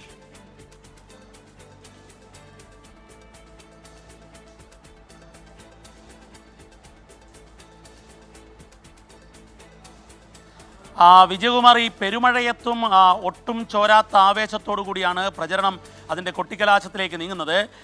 കൊട്ടിക്കലാശത്തിൻ്റെ ദിവസമായതുകൊണ്ട് തന്നെ ചെറുതും വലുതുമായ റോഡ് ഷോകൾ ഓരോ പ്രദേശത്തു നിന്നും ആരംഭിച്ചു. അത് 3 മുന്നണികളും അതിൽ പ്രചരണത്തിൻ്റെ കാര്യത്തിൽ ഒപ്പത്തിനൊപ്പം നിൽക്കുന്നു എന്നുള്ളത് തന്നെയാണ് പറയേണ്ടത്. ഇതിൽ പോരാട്ടം കൃത്യമായി പറഞ്ഞാൽ LDFും UDFും തമ്മിലാണെങ്കിലും പ്രചരണത്തിൻ്റെ കാര്യത്തിൽ എല്ലാവരും ഒരുപോലെ തന്നെ വലിയ രീതിയിൽ ഉള്ള പ്രചരണം നടത്തുന്നു എന്നുള്ളതാണ് നമ്മൾ അവസാന ലാപ്പിലേക്ക് എത്തുമ്പോൾ കാണുന്നത്. ഇടതുമുന്നണിയുടെയും അതുപോലെ UDFിൻ്റെയും അതുപോലെ NDAയുടെ സ്ഥാനാർത്ഥി, ഈ 3 സ്ഥാനാർത്ഥികൾ മാത്രമാണ് ഇന്ന് കൊട്ടിക്കലാശ പ്രചരണത്തിലുള്ളത്. അതേസമയത്ത് PV അൻവർ സ്വതന്ത്ര സ്ഥാനാർത്ഥി ഇന്ന് വീട് കയറുക മാത്രമാണ് ചെയ്യുന്നത്. അദ്ദേഹം ഇന്നലെ അദ്ദേഹത്തിൻ്റെ ഫേസ്ബുക്കിലൂടെ കൊട്ടിക്കലാശത്തിനില്ല എന്ന് അദ്ദേഹം പ്രഖ്യാപിക്കുകയായിരുന്നു ഉണ്ടായത്. ഏതായാലും 3 മുന്നണികളും വളരെ തകൃതിയായ രീതിയിൽ വലിയ ആവേശമുയർത്തുന്ന രീതിയിൽ സ്ഥാനാർത്ഥിയുമായുള്ള റോഡ് ഷോയോടുകൂടി അതായത് വലിയ രീതിയിലുള്ള ജനാവലിയെ ഒരുക്കിക്കൊണ്ടുള്ള കൊട്ടിക്കലാശമാണ് ആസൂത്രണം ചെയ്തിരിക്കുന്നത്. എന്നാൽ ഈ അവസാന മിനിറ്റിലും രാഷ്ട്രീയ വിവാദങ്ങൾ അനവധിയുണ്ട്. പുതിയ വിവാദങ്ങൾ വീണ്ടും വീണ്ടും ഉണ്ടാകുന്നുണ്ട്. അതിലേറ്റവും പ്രധാനപ്പെട്ട കാര്യം ഒന്ന്, ജമായത്ത് ബന്ധത്തിൻ്റെ പേരിൽ തർക്കം, അതിൻ്റെ ചർച്ച, രാഷ്ട്രീയ വിവാദം അവസാന മണിക്കൂറുകളിലും അത് കത്തി നിൽക്കുന്നു എന്നുള്ളത് തന്നെയാണ്. അതിന് UDF പറയുന്നത് അത് LDFിനൊപ്പം ഉള്ള സമയത്ത് നല്ല പിള്ളയായിരുന്നോ എന്നുള്ള ചോദ്യം. എന്നാൽ അതേ സമയത്ത് LDF വളരെ കൃത്യമായി പറയുന്നു UDFിൻ്റെ മതേതര സ്വഭാവം നഷ്ടപ്പെടുത്തുന്ന ഈ ജമായത്ത് ബന്ധം വലിയ രീതിയിൽ നിലമ്പൂരിൽ തിരിച്ചടി നൽകുമെന്നുള്ളതാണ്. ഇന്ന് കാലത്ത് MP ഗോവിന്ദൻ മാസ്റ്റർ CPIM സംസ്ഥാന സെക്രട്ടറി 24നോട് സംസാരിക്കുമ്പോൾ അദ്ദേഹം പറഞ്ഞത് മതേതര മൂല്യമുള്ള വിശ്വാസികൾ LDFിന് അനുകൂലമായി ചിന്തിക്കും UDFിൻ്റെ ജമായത്ത് ബന്ധത്തിൻ്റെ പേരിൽ. എന്നാൽ അതേ സമയത്ത് KPCC പ്രസിഡന്റ് സണ്ണി ജോസഫ് പറഞ്ഞത് ഭരണവിരുദ്ധ വികാരം ആളിക്കത്തുന്ന സാഹചര്യം അത് UDFിന് ഗുണമായി മാറും എന്നുള്ളതാണ്. അങ്ങനെ മുന്നണികൾ അവസാന മിനിറ്റിലും ആരോപണ പ്രത്യാരോപണങ്ങളുമായി പ്രചരണം കൊഴുപ്പിക്കുകയാണ്. ഇനി കൊട്ടിക്കലാശത്തിന് മണിക്കൂറുകൾ മാത്രമാണ് ബാക്കിയുള്ളത്. വിജയകുമാർ. യെസ്, നിലമ്പൂരിൽ നിന്നാണ് ദീപക് ധർമ്മട വിവരങ്ങൾ നൽകിയത്. എല്ലാ മുന്നണികൾക്കും 3 മുന്നണികൾക്കും പ്രത്യേകം സ്ഥലം അനുവദിച്ചിട്ടുണ്ട് ഈ കലാശക്കൊട്ട് അവസാനിപ്പിക്കുന്നതിൻ്റെ ഭാഗമായ ഈ റോഡ് ഷോകളും മറ്റും സംഘടിപ്പിക്കുന്നതിന്. അതത് സ്ഥലങ്ങളിൽ അവർ ക്രമീകരിച്ച പോലീസിൻ്റെ ക്രമീകരണങ്ങൾ അനുസരിച്ച് അവിടെ എത്തുക. സംഘർഷമൊക്കെ ഉണ്ടായാൽ അത് നേരിടുന്നതിനൊക്കെ വലിയ ക്രമീകരണങ്ങൾ പോലീസിൻ്റെ ഭാഗത്തുനിന്നും ഉണ്ടായിട്ടുണ്ട്. അല്പസമയത്തിനകം ഈ മുന്നണികളുടെ റോഡ് ഷോകളൊക്കെ വിവിധ ഇടങ്ങളിൽ നിന്ന് തുടങ്ങി അത് നഗരത്തിലേക്ക് എത്തും. പിന്നീട് ഈ പരസ്യപ്രചാരണം അവസാനിപ്പിക്കുകയും ചെയ്യും. അതിനിടെ അന്തരിച്ച മുൻ DCC അധ്യക്ഷൻ VV പ്രകാശിന്റെ വീട്ടിൽ LDF സ്ഥാനാർത്ഥി M സ്വരാജ് സന്ദർശനം നടത്തിയതിൽ രാഷ്ട്രീയ വാക്പോര്. രാഷ്ട്രീയത്തിനപ്പുറം വ്യക്തിബന്ധമുള്ള കുടുംബമായതിനാലാണ് പ്രകാശിന്റെ വീട്ടിലേക്ക് പോയതെന്ന് ഇടതു സ്ഥാനാർത്ഥി M സ്വരാജ് ആവർത്തിച്ചു. സ്വരാജ് പോയത് സമയനഷ്ടം മാത്രമെന്നായിരുന്നു KPCC അധ്യക്ഷൻ സണ്ണി ജോസഫിന്റെ പ്രതികരണം. ആര്യടൻ ഷൗക്കത്ത് പോകാതിരുന്ന VV പ്രകാശിന്റെ വീട്ടിലേക്ക് ഇടത് സ്ഥാനാർത്ഥി M സ്വരാജ് ഇന്നലെ രാത്രിയാണ് എത്തിയത്. രാഷ്ട്രീയ സന്ദർശനമല്ല, മറിച്ച് സൗഹൃദ സന്ദർശനം മാത്രമെന്ന നിലപാട് ഇടത് സ്ഥാനാർത്ഥി സ്വരാജ് ഇന്നും ആവർത്തിച്ചു. മറ്റൊരർത്ഥത്തിൽ കാണേണ്ടതില്ല. ഇപ്പോൾ ഒരു തെരഞ്ഞെടുപ്പ് കാലമാണെങ്കിൽ പോലും അത്തരത്തിലുള്ള എന്തെങ്കിലും ആരോപണങ്ങൾക്കോ തർക്കങ്ങൾക്കോ ഉദ്ദേശിച്ചിട്ട് ചെയ്തതല്ല. ആര്യടൻ ഷൗക്കത്ത് വിഷയത്തിൽ പ്രതികരിച്ചില്ല. നിലമ്പൂരിൽ ഇതൊന്നും വോട്ടർമാർ ചർച്ച ചെയ്യാൻ പോകുന്നില്ലെന്നായിരുന്നു UDF സ്ഥാനാർത്ഥിയുടെ നിലപാട്. അതിൽ നിന്ന് ചർച്ച വഴിമാറാൻ വേണ്ടി ബോധപൂർവം ചില വിവാദങ്ങളൊക്കെ ഉണ്ടാക്കാൻ വേണ്ടി LDF ശ്രമിച്ചിട്ടുണ്ട് എന്നത് യാഥാർത്ഥ്യമാണ്. പക്ഷെ അതിനൊന്നും ജനം ചെവി കൊടുത്തിട്ടില്ല. എന്നാൽ പ്രകാശിന്റെ കുടുംബം എന്നും കോൺഗ്രസിനൊപ്പം തന്നെയെന്നും M സ്വരാജിന് അവിടെ പോയതുകൊണ്ട് സമയനഷ്ടം മാത്രമേ ഉണ്ടായുള്ളൂ എന്നുമായിരുന്നു KPCC പ്രസിഡന്റ് സണ്ണി ജോസഫിന്റെ പരിഹാസം. അതിന് സമയനഷ്ടം എന്നല്ലാതെ വേറൊന്നുമില്ല. നേരത്തെ അൻവർ പോയായിരുന്നില്ല. അൻവർ പോയതിനു ശേഷം സ്മിത പറഞ്ഞിട്ടുണ്ട്, ഞങ്ങൾ പ്രകാശ് ചേട്ടൻ്റെ പാർട്ടിയാണ്, കോൺഗ്രസ്സാണ്, കോൺഗ്രസിൻ്റെ വിജയമാണ് ഞങ്ങൾ ആഗ്രഹിക്കുന്നത് എന്ന് വ്യക്തമാക്കിയിട്ടുണ്ട്. ടീം 24 നിലമ്പൂർ. സാങ്കേതിക പ്രശ്നത്തെ തുടർന്ന് എയർ ഇന്ത്യയുടെ അഹമ്മദാബാദ് ലണ്ടൻ വിമാനം റദ്ദാക്കി. AI-159 ആണ് റദ്ദാക്കിയത്. അഹമ്മദാബാദിൽ അപകടമുണ്ടായ AI-171 പകരം നൽകിയ പുതിയ പേരാണ് AI-159. കൊച്ചിയിൽ നിന്ന് ഡൽഹിയിലേക്ക് പുറപ്പെട്ട ഇൻഡിഗോ വിമാനം അടിയന്തരമായി ഇറക്കി. ബോംബ് ഭീഷണിയെ തുടർന്നാണ് അടിയന്തര ലാൻഡിംഗ് വേണ്ടി വന്നത്. ശ്രീനാഥ് ചന്ദ്രൻ വിവരങ്ങൾ നൽകും അഹമ്മദാബാദിൽ നിന്ന്. ശ്രീനാഥ്, എന്താണ് സംഭവിച്ചത്? എയർ ഇന്ത്യ മാനേജ്മെന്റ് വിശദീകരണം നൽകുന്നുണ്ടോ ഇക്കാര്യത്തിൽ? വിജയകുമാർ, ഞാനിപ്പോൾ ഉള്ളത് അഹമ്മദാബാദ് വിമാനത്താവളത്തിലാണ്. ഇപ്പോൾ എയർ ഇന്ത്യയുടെ A159 യാത്ര ചെയ്യേണ്ടിയിരുന്ന, അതായത് ലണ്ടനിലേക്കുള്ള വിമാനത്തിൽ യാത്ര ചെയ്യേണ്ടിയിരുന്ന യാത്രക്കാർ ഇപ്പോൾ പുറത്ത് ഇറങ്ങിയിട്ടുണ്ട്. അവരോടൊരു ടെക്നിക്കൽ ഇഷ്യൂ എന്നതാണ് പറയുന്നത്. നേരത്തെ തകർന്ന വിമാനം, അപകടത്തിൽപ്പെട്ട വിമാനം AI171 പകരമായി എയർ ഇന്ത്യ ഏർപ്പെടുത്തിയ അതേ റൂട്ടിൽ തന്നെയുള്ള യാത്ര പുനരാരംഭിച്ചപ്പോൾ അതേ റൂട്ടിൽ ആ നമ്പർ മാറ്റുകയായിരുന്നു. അതിനു പകരം 159 എന്നാക്കുകയായിരുന്നു. ഇന്നലെ ഒരു സർവീസ് നടത്തിയതാണ്. 3 മണിക്കൂറോളം വൈകിയാണ് അത് പുറപ്പെട്ടത്. ഇന്നിപ്പോൾ രണ്ടാമത്തെ ഈ സർവീസ് പുനരാരംഭിച്ചതിന് ശേഷം രണ്ടാമത്തെ ഫ്ലൈറ്റാണ് പുറപ്പെടേണ്ടിയിരുന്നത്. ടെക്നിക്കൽ സ്നാഗ്, അതായത് ടെക്നിക്കൽ ഇഷ്യൂ ആണ് എന്നതാണ് പറയുന്നത്. സാങ്കേതിക തകരാർ എന്നത് ആണ് അവർ പറയുന്നത്. നമുക്ക് 1-2 യാത്രക്കാരോട് കൂടി ഈ കാര്യങ്ങളിലൊന്ന് സംസാരിക്കുക കൂടി ചെയ്യാം. അവരോട് എന്താണ് എയർ ഇന്ത്യ പറയുന്നത്? അപ്പോൾ ഈ ഫ്ലൈറ്റ് में था ലണ്ടൻ ദില്ലി വാല. ഓക്കെ. വിജയകുമാർ, ഇവിടെ നേരത്തെ ഒരുപാട് യാത്രക്കാരുണ്ടായിരുന്നു. അവരൊക്കെ തന്നെ ഇപ്പോൾ മടങ്ങിയ കാഴ്ചയാണ് കാണാൻ വേണ്ടി കഴിയുന്നത്. നമുക്ക് 1-2 പേരുണ്ട്. മറ്റു മാധ്യമങ്ങളോട് അവർ സംസാരിച്ചു കൊണ്ടിരിക്കുകയാണ്. ഏതായാലും എന്താണ് പ്രശ്നം എന്നുള്ള കാര്യത്തിൽ യാത്രക്കാരോട് അവർ പകരം വിമാനം ഏർപ്പെടുത്തുകയോ ഇതെപ്പോൾ പരിഹരിച്ച് യാത്ര തുടരാൻ കഴിയുമെന്നത് സംബന്ധിച്ച് എന്തെങ്കിലും വിശദീകരണമോ മറ്റോ നൽകുന്നുണ്ടോ ഇപ്പോൾ? ആ തരത്തിലൊരു കൃത്യമായ വിവരം നൽകിയിട്ടില്ല.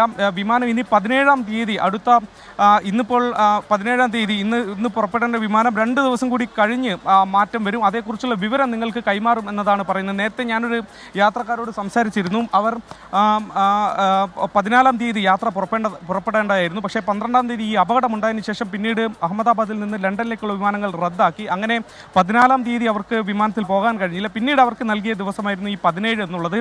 ഞാൻ നേരത്തെ സംസാരിച്ച യാത്രക്കാരി അവർ ഇന്ന് പുറപ്പെടേണ്ടതായിരുന്നു. അവർക്ക് പിന്നീടും ഇന്നും ഫ്ലൈറ്റ് ഇല്ല എന്നുള്ള വിവരം കിട്ടി. എയർപോർട്ടിൽ നിന്ന് അവർ മടങ്ങുകയും ചെയ്തിട്ടുണ്ട്. നമുക്കിതാ ഒരു യാത്രക്കാരനൂടെ ഫ്രീ ആയിട്ടുണ്ട്. സർ, आप ये फ्लाइट में जाना? फ्लाइट में जाऊँगा। तो क्या बोल रहे हैं? मैं तो टाइम से आ गया, 1:10 का फ्लाइट था, तो बोला कि आज कैंसिल। क्यों कैंसिल?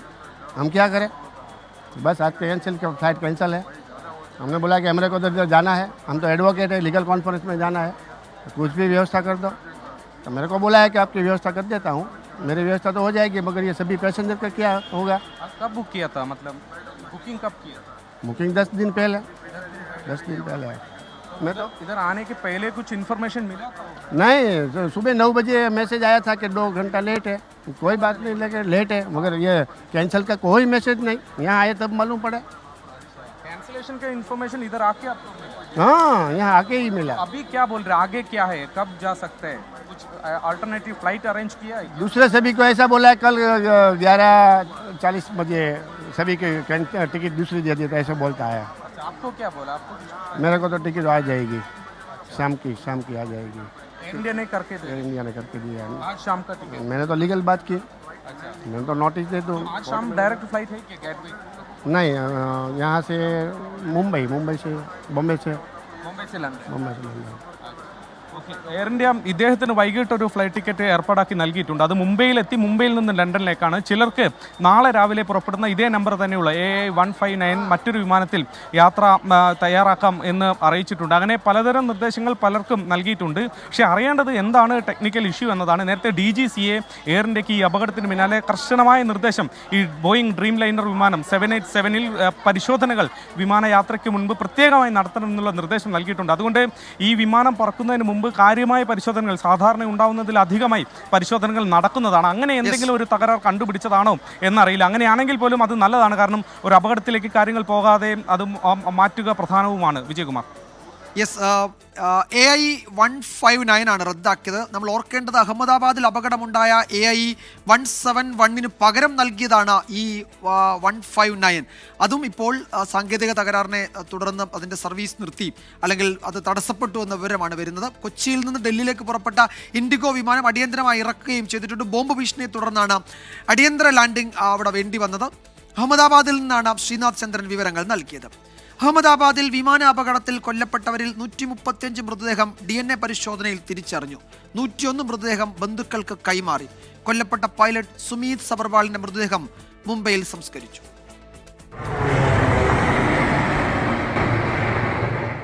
24 മണിക്കൂറും പ്രവർത്തിക്കുന്ന ലാബുകളിലാണ് DNA പരിശോധന നടക്കുന്നത്. 20ഓളം ഫോറൻസിക് വിദഗ്ധരാണ് പരിശോധനകൾക്ക് നേതൃത്വം നൽകുന്നത്.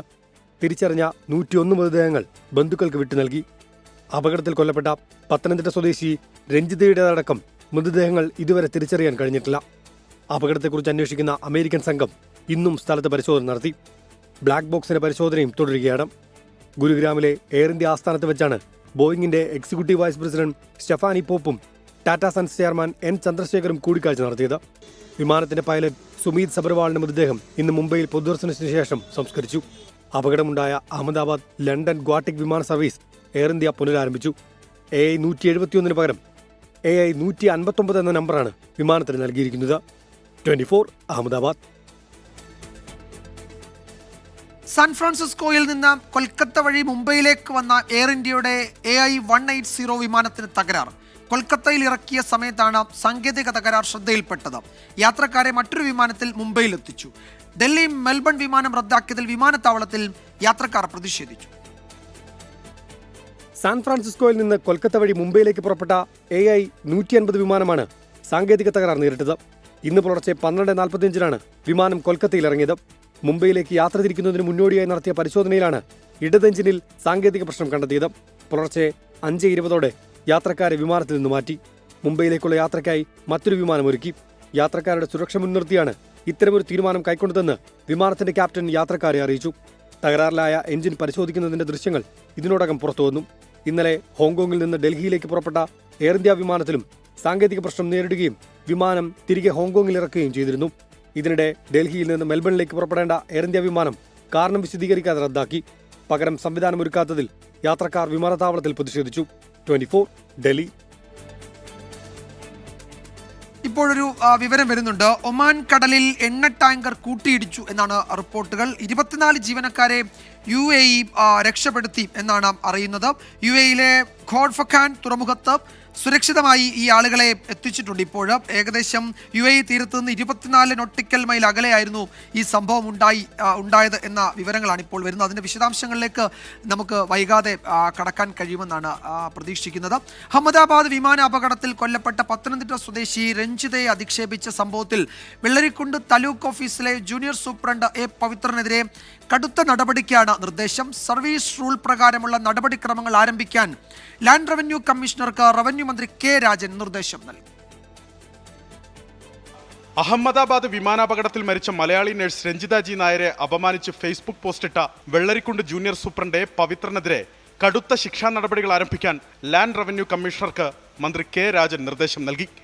സർവീസ് റൂൾ പ്രകാരമുള്ള നടപടിക്രമങ്ങൾ സ്വീകരിക്കാനാണ് നിർദ്ദേശം. വിമാനാപകടത്തിൽ അനുശോചിച്ച് മറ്റൊരാളിട്ട ഫേസ്ബുക്ക് പോസ്റ്റിന് താഴെയാണ് പവിത്രൻ രഞ്ജിതയെ അപമാനിക്കുന്ന വിധത്തിൽ കമന്റുകൾ ഇട്ടത്. കമന്റുകൾ പിന്നീട് പിൻവലിച്ചെങ്കിലും അത് വലിയ രീതിയിൽ സോഷ്യൽ മീഡിയയിൽ ചർച്ചയായി. പിന്നാലെ റവന്യൂ മന്ത്രിയുടെ നിർദ്ദേശപ്രകാരം പവിത്രനെ അന്വേഷണ വിധേയമായി സസ്പെൻഡ് ചെയ്തിരുന്നു. പവിത്രനെതിരെ സമാന പരാതികൾ നേരത്തെയും ഉയർന്ന പശ്ചാത്തലത്തിലാണ് ഇയാൾക്കെതിരെ കടുത്ത നടപടി വേണമെന്ന തീരുമാനത്തിലേക്ക് മാതൃവകുപ്പ് എത്തിയത്. പ്രാഥമിക നടപടി എന്ന നിലയിൽ പവിത്രന് മെമ്മോ നൽകും. മെമ്മോയ്ക്ക് മറുപടി ലഭിച്ച ശേഷം മറ്റു നടപടികളിലേക്ക് കടക്കും. 24 തിരുവനന്തപുരം. ദുരിതം വിതച്ച് പെരുമഴ.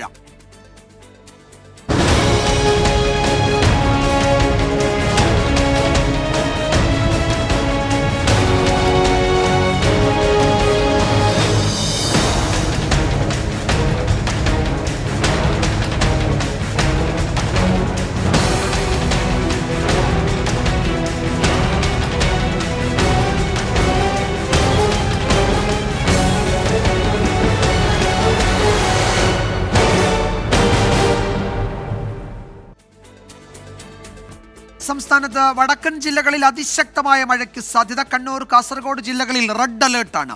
3 ഓറഞ്ച് അലേർട്ടും 5 യെല്ലോ മുന്നറിയിപ്പും നൽകിയിട്ടുണ്ട്.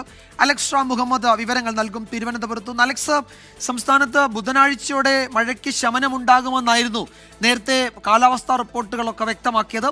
ആ സാഹചര്യം മാറി മഴ വീണ്ടും തുടരുമെന്നാണോ ഒടുവിൽ വരുന്ന വിവരങ്ങൾ? വിജയകുമാർ, മഴയുടെ തീവ്രത കുറയും, പക്ഷേ 3 ദിവസം കൂടി ശക്തമായ മഴയ്ക്കുള്ള സാധ്യത സംസ്ഥാനത്തുണ്ട്. വെള്ളിയാഴ്ച മുതൽ മഴ ശക്തി കുറയും, അതായത് തീവ്രത കുറയുമെന്ന് കേന്ദ്ര കാലാവസ്ഥാ വകുപ്പ് അറിയിക്കുന്നത്. 1 മണിക്ക് വരുന്ന ഏറ്റവും ഒടുവിലത്തെ മുന്നറിയിപ്പിലാണ് അത്തരത്തിൽ വെള്ളിയാഴ്ച മുതൽ ആയിരിക്കും സംസ്ഥാനത്ത് മഴയുടെ തീവ്രത കുറയുക എന്നറിയുന്നത്. അടുത്ത ദിവസങ്ങളിൽ താരതമ്യേന കഴിഞ്ഞ ദിവസങ്ങളെ അപേക്ഷിച്ച് മഴയുടെ ശക്തി കുറയുമെന്ന് കേന്ദ്ര കാലാവസ്ഥാ വകുപ്പ് പറയുന്നുണ്ട്. പക്ഷേ ഇന്ന് ഏറ്റവും പ്രധാനപ്പെട്ട കാര്യം, ശ്രദ്ധിക്കേണ്ട കാര്യം, ശക്തമായ മഴയ്ക്കുള്ള സാധ്യത 3 ദിവസമുണ്ട്. ഇന്ന് വടക്കൻ കേരളത്തിലാകട്ടെ അതിതീവ്ര മഴയ്ക്കുള്ള സാധ്യത നിലനിൽക്കുന്നു എന്നുള്ളതാണ്. നേരത്തെ ഓറഞ്ച് അലേർട്ട് പ്രഖ്യാപിച്ചിരുന്ന കണ്ണൂർ, കാസർഗോഡ് ജില്ലകളിൽ അത് മാറി അതിതീവ്ര മഴയ്ക്കുള്ള സാധ്യതാ മുന്നറിയിപ്പ് റെഡ് അലേർട്ട് നൽകിയിട്ടുണ്ടെന്നുള്ളതാണ് ഏറ്റവും പ്രധാനപ്പെട്ട കാര്യം. കണ്ണൂർ, കാസർഗോഡ് ജില്ലകളിൽ കഴിഞ്ഞ ദിവസങ്ങളിലൊക്കെയായി കാര്യമായി മഴ ലഭിക്കുകയാണ്. കഴിഞ്ഞ 72 മണിക്കൂറിനിടെ അവിടെ പെയ്ത മഴയുടെ കണക്കെടുത്താൽ അത് 400 മില്ലിമീറ്റർ മുകളിലാണ് പല ഇടങ്ങളിലും അത്തരത്തിൽ മഴ ലഭിച്ചത്. അവിടെ ഇന്നുകൂടി അത്തരത്തിൽ അതിതീവ്ര മഴയ്ക്കുള്ള സാധ്യത മലയോര മേഖലയിൽ അടക്കമുണ്ട് എന്നുള്ളതാണ് കേന്ദ്ര കാലാവസ്ഥാ വകുപ്പ് അറിയിക്കുന്നത്. അതിനു പുറമെ കോഴിക്കോട്, വയനാട്, മലപ്പുറം ജില്ലകളിൽ അതിശക്തമായ മഴയ്ക്കുള്ള സാധ്യതാ മുന്നറിയിപ്പായ ഓറഞ്ച് അലേർട്ട് പ്രഖ്യാപിച്ചിട്ടുണ്ട്.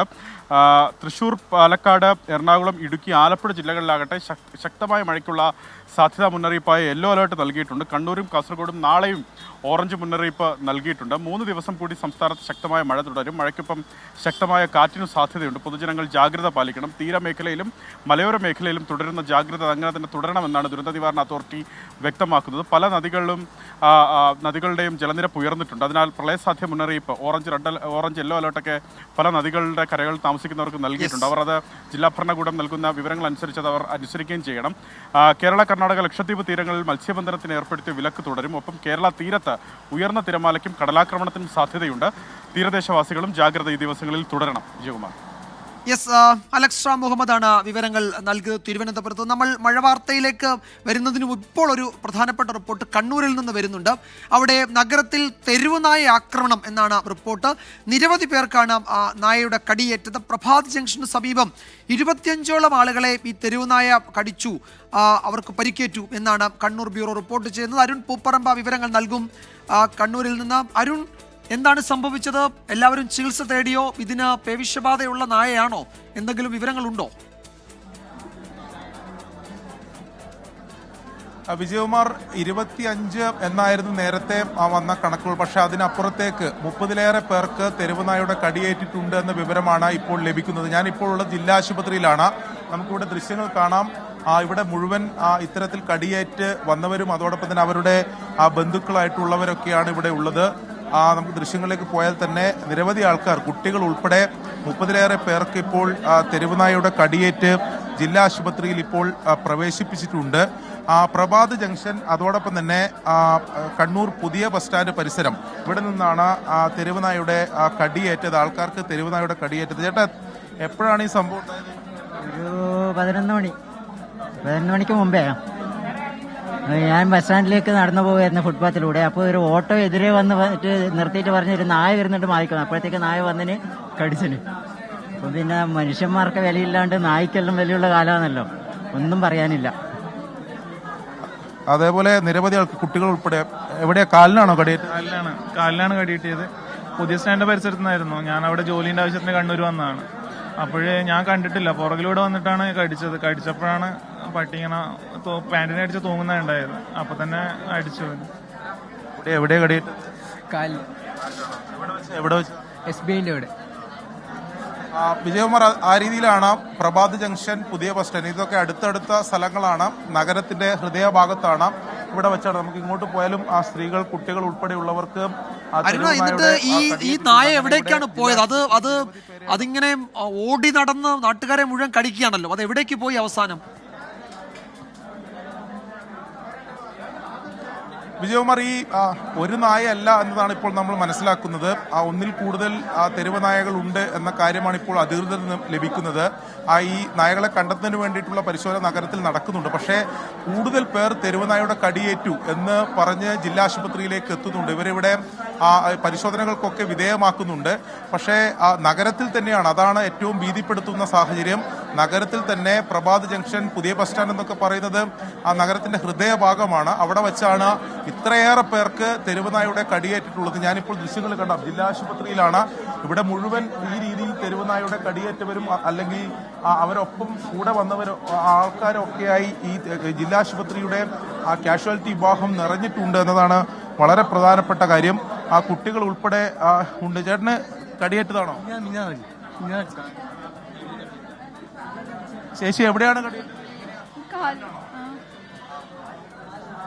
എവിടെ വെച്ച്? താവക്കര, അവിടെ ഓട്ടോ സ്റ്റാൻഡിലെ ജംഗ്ഷൻ അവിടെ വെച്ചിട്ടാണ്. താവക്കര ബസ് സ്റ്റാൻഡിൽ ഓട്ടോ സ്റ്റാൻഡില്ലേ താവക്കര അവിടെ ആ ജംഗ്ഷൻ ടേണിങ്ങില്ലേ അവിടെ വെച്ചിട്ടാണ് ഓട്ടോയിൽ കയറാൻ പോകുമ്പോഴായിരുന്നു കടിച്ചത്. ആ രീതിയിൽ തന്നെയാണ് നിരവധി പേർക്ക്, സ്ത്രീകൾ, കുട്ടികൾ ഉൾപ്പെടെ നിരവധി പേർക്ക്. ഒരു കാര്യം കൂടി, ഈ പ്രതിരോധ വാക്സിനൊക്കെ ആവശ്യത്തിന് ഹോസ്പിറ്റലിൽ, ആശുപത്രിയിലുണ്ടോ? ഇത്രയും ആളുകൾ അവിടെ വന്നിരിക്കുകയാണല്ലോ, എല്ലാവർക്കും കാലിനും ഒക്കെ ഈ തെരുവുനായയുടെ കടിയേറ്റിട്ടുമുണ്ട്. വാക്സിനൊക്കെ ആവശ്യത്തിന് സ്റ്റോക്ക് ഉണ്ടാകും അല്ലേ?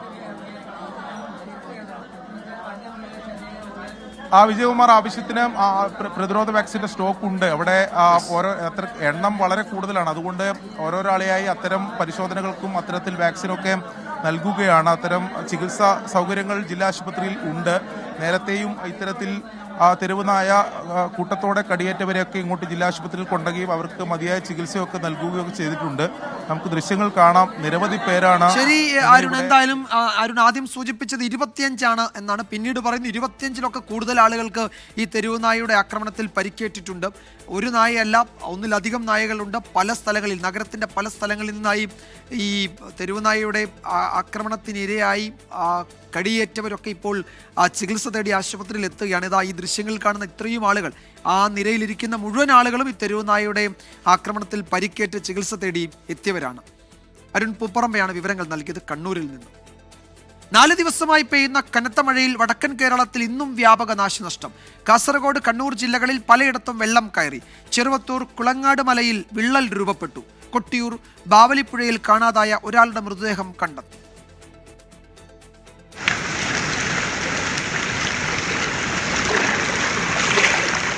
ഇടവിട്ട് പെയ്യുന്ന അതിശക്തമായ മഴയിൽ കാസർഗോഡ്, കണ്ണൂർ ജില്ലകളിലാണ് കനത്ത നാശനഷ്ടം. കുഡ്ലുവിൽ ഇന്നലെ കാണാതായ ഭവാനിയുടെ മൃതദേഹം കണ്ടെത്തി. വീടിന് സമീപത്തെ തോട്ടിലായിരുന്നു മൃതദേഹം. കണ്ണൂർ കൊട്ടിയൂർ ഭവാനിപ്പുഴയിൽ കാണാതായ ഒരാളുടെ മൃതദേഹവും കണ്ടെത്തി. ആളെ തിരിച്ചറിഞ്ഞിട്ടില്ല. ചെറുവത്തൂർ കുളങ്ങാട് മലയിൽ വിള്ളൽ രൂപപ്പെട്ടു. നെല്ലിക്കാൽ അംബേദ്കർ ഉന്നതിയിലെ 30 കുടുംബങ്ങളെ മാറ്റിപ്പാർപ്പിച്ചു. തേജസ്വിനി പുഴ കരകവിഞ്ഞതോടെ നെടുങ്കണ്ടത്തെ 10 വീടുകളിൽ വെള്ളം കയറി. പ്രദേശത്തെ ചുണ്ണാമ്പ് ഫാക്ടറിയും പകുതിയോളം മുങ്ങി.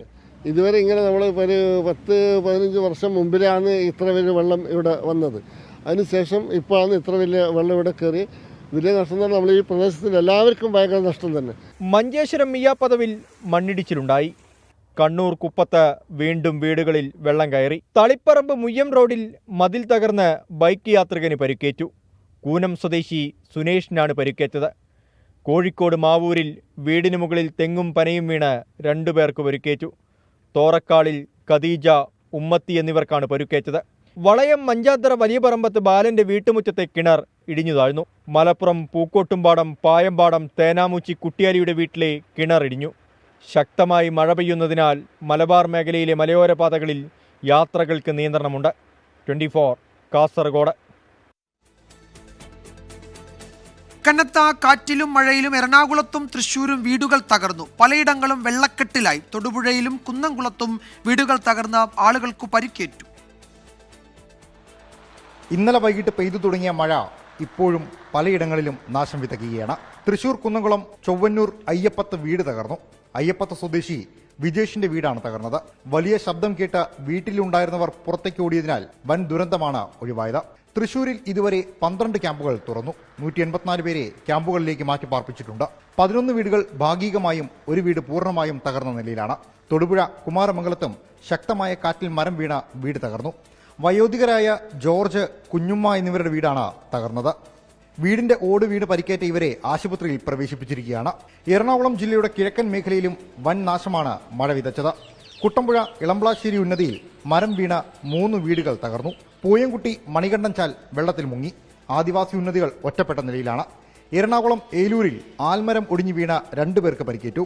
പാട്ടുപൊറുക്കൽ ക്ഷേത്രത്തിന്റെ ആൽമരമാണ് ശക്തമായ കാറ്റിലും മഴയിലും തകർന്നു വീണത്. വിവിധ ബ്യൂറോകൾക്കൊപ്പം 24 തൊടുപുഴ. എറണാകുളം കണ്ണമാലിയിലെ കടലാക്രമണത്തിൽ നടപടിയില്ല എന്നാരോപിച്ച് പ്രതിഷേധവുമായി നാട്ടുകാർ. കടൽക്ഷോഭത്തിൽ വീടുകൾ തകർന്ന സാഹചര്യത്തിലായിരുന്നു റോഡ് ഉപരോധിച്ചുള്ള പ്രതിഷേധം. ജില്ലാ കളക്ടർ ഇടപെട്ടതോടെ സമരം താൽക്കാലികമായി അവസാനിപ്പിച്ചു.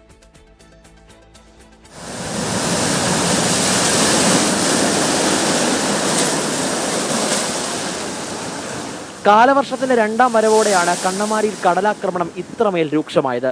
കടൽക്ഷോഭത്തെ തുടർന്ന് വീടുകൾ പൂർണ്ണമായും വെള്ളക്കെട്ടിലായി. കഴിഞ്ഞ ദിവസങ്ങളിൽ പ്രദേശത്ത് മാത്രം 8ഓളം വീടുകളാണ് തകർന്നത്. ഇതോടെയാണ് വള്ളവും വലയുമായി റോഡ് ഉപരോധിച്ച് നാട്ടുകാർ പ്രതിഷേധിച്ചത്. താത്കാലികമായി ജിയോ ബാഗുകൾ സ്ഥാപിക്കുക, കടൽഭിത്തി നിർമ്മാണം വേഗത്തിലാക്കുക, തകർന്ന വീടുകൾക്ക് നഷ്ടപരിഹാരം ഉറപ്പാക്കുക എന്നതാണ് പ്രദേശവാസികളുടെ ആവശ്യം. കഴിഞ്ഞ 3-4 വർഷങ്ങളായിട്ട് റോഡിൽ കിടന്ന് ഞങ്ങൾ ജോലിക്ക് പോകാതെ കിടന്ന് ഉപരോധിച്ചിട്ട് പോലും അതിനൊരു ശക്തമായ നടപടി ഇതുവരെ സർക്കാർ എടുത്തിട്ടില്ല. ഭക്ഷണം കഴിക്കാൻ എങ്ങനെ? ഭക്ഷണം കഴിച്ച് ബാത്റൂമിൽ പോകണം, ഭക്ഷണം കഴിക്കണ്ടേ നിൽക്കണം, ബാത്റൂമിൽ പോകാതെ നിൽക്കണമെങ്കിൽ കല്ലുണ്ടെങ്കിൽ മാത്രമേ ഞങ്ങൾ ഇലക്ഷൻ സഹകരിക്കുള്ളൂ. ഇപ്രാവശ്യം ഒരു പാർട്ടിക്കും ചെയ്യല. അങ്ങനെയാണ് എല്ലാവരും തീരുമാനം എടുക്കുന്നത്. ADB ഫണ്ട് അനുവദിച്ച് തുടർ നടപടികൾ സ്വീകരിക്കുമെന്ന് ജില്ലാ കളക്ടർ ഉറപ്പ് നൽകിയതായി കൊച്ചി തഹസിൽദാർ പ്രതിഷേധക്കാർക്ക് ഉറപ്പ് നൽകി.